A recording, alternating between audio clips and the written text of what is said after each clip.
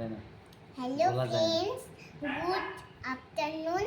তো তোমরা সবাই কেমন আছো? আশা করি তোমরা সবাই ভালো আছো, আমিও ভালো আছি। দেখো, এত গরমের মধ্যে আমি বেরিয়েছি, খুব টক দইটা। এই গরমের মধ্যে দই খাওয়া খুবই উপকার।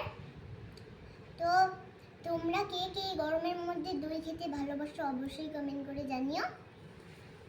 এবং এই দইটা ওষুধের মতো লাগছে, টক টক, খেতে ইচ্ছে করছে না। তা জোর করে আমাকে খাইয়ে দিচ্ছে। গরমের মধ্যে পেট ঠান্ডা রাখতে হলে দই খেতেই হবে।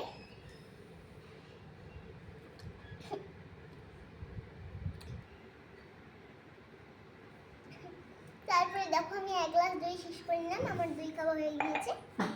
এবার দেখো, এটা হচ্ছে পুতুল, এটা হচ্ছে আমার দিদিভাইয়ের পুতুল, টেডি বিয়ার।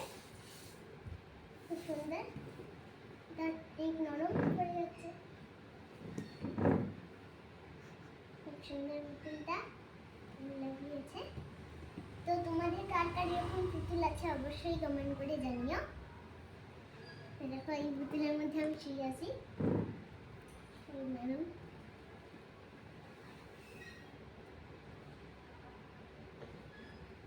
তো বন্ধুরা, আজকের ভিডিওটা এই পর্যন্তই।